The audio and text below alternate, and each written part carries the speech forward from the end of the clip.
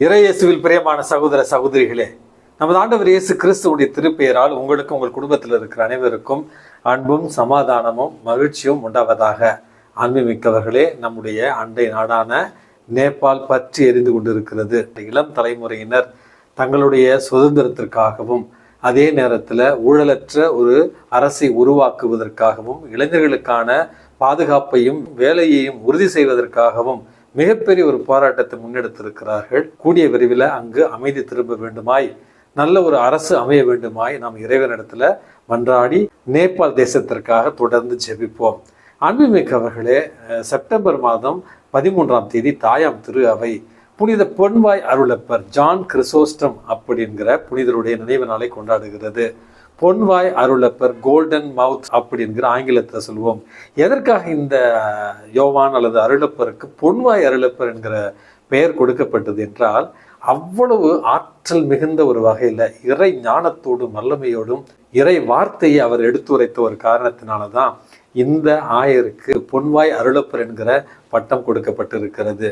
அன்புமிக்கவர்களே, இந்த புனித பொன்வாய் அருளப்பர் வாழ்ந்தது அலெக்சாந்திரியா என்று சொல்லப்படுகிற பகுதியில் கிபி 323ஆவது ஆண்டு பிறந்ததாக சொல்லுகிறார்கள்.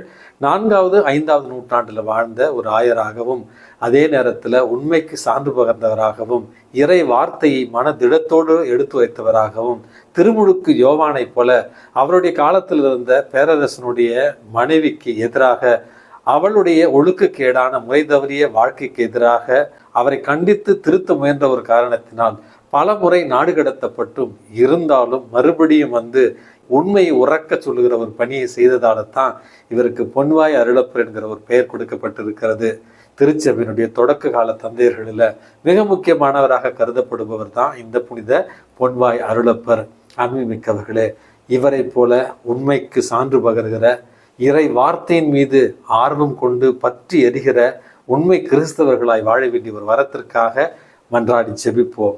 அன்புமிக்கவர்களே, இன்றைக்கு நமக்கு கொடுக்கப்பட்டு இருக்கிற நற்செய்தி வாசகத்துல நமது ஆண்டவர் இயேசு கிறிஸ்து நல்ல மரம் கெட்ட கனி தராது அப்படிங்கிற ஒரு தெளிவான ஒரு சிந்தனை இன்றைக்கு நமக்கு தருகிறார்.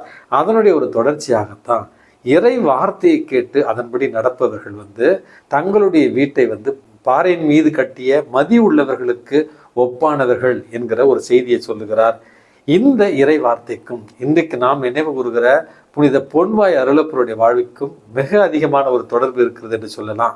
காரணம், இறை வார்த்தையை கேட்டு அதன்படி ஒரு வாழ்ந்த ஒரு காரணத்தினாலதான் அரசனுக்கும் அரசிக்கும் ஒத்து போகிற அல்லது அவர்களுக்கு ஜால்ரா தட்டுகிற ஒரு வேலையில இந்த புனிதர் இருந்திருக்கலாம். இருந்தாலும் தன்னுடைய பதவியை தக்க வைத்துக் கொள்வதில் அவர் கவனமாக இல்லாமல் அரசனுடைய ஒழுக்கக்கேட்டையும் நாட்டு மக்களுக்கு அவர்கள் செய்ய வேண்டிய கடமையையும் உறக்க எடுத்துரைத்த ஒரு காரணத்தினால், இறை வார்த்தையின்படி வாழ்ந்த ஒரு காரணத்தினால், எந்த ஒரு சூழ்நிலையிலும் சமரசம் செய்து கொள்ளாத உண்மையான துறவற வாழ்வை வாழ்ந்த ஒரு காரணத்தினால்தான் பல துன்பங்களுக்கு அவர் உட்படுத்தப்படுகிறார். அன்புமிக்கவர்களே, நம்முடைய வாழ்க்கையில சின்ன சின்ன துன்பங்கள் வருகிற நேரத்துல கடவுளை நிந்திக்கிற, கடவுளுக்கு எதிராக முணுமுணுக்கிற அல்லது வேற்று தெய்வங்களை நாடி செல்கிற ஒரு சூழல்ல தான் நம்ம இருக்கிறோம். எனக்கு நான் கேட்ட வரம் கிடைக்கவில்லையா, சரி இந்த சர்ச்சுக்கு வந்தேன், எனக்கு இது கிடைக்கல, அதனால அங்க போய் பிரேயர் பண்ணா அங்க கிடைக்கும் போல அப்படின்னு இன்றைக்கு அதிசயங்களை தேடி உண்மைக்கு சான்று பகர மறுக்கிற, இறை வார்த்தையின்படி வாழ மறுக்கிற நமக்குத்தான் புனித பொன்வாய் அருளப்பருடைய வாழ்வு ஒரு அழகான உதாரணம். நம்முடைய வாழ்வு இறை வார்த்தையை கேட்டு அதன்படி வாழுகிற ஒரு வாழ்வாக இருந்தால் இந்த வாழ்வு பாறையின் மீது கட்டிய அறிவுள்ளவருக்கு ஒப்பான ஒரு வாழ்வாக மாறும் என்பதைத்தான் இறைவன் நமக்கு சொல்லுகிறார். நம்முடைய வாழ்க்கையில இறை வார்த்தையை வாசித்து பொருள் உணர்ந்து சிந்தித்து அன்றாட வாழ்வாக்கினால் நம்முடைய வாழ்வு நல்ல கனிகளை தருகிற ஒரு மரத்திற்கு ஒப்பான வாழ்வாக இருக்கும்.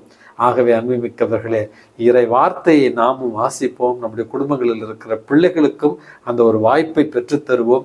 இறை வார்த்தையின்படியான ஒரு வாழ்வு பாறையின் மீது கட்டிய வாழ்விற்கு ஒப்பாகும்.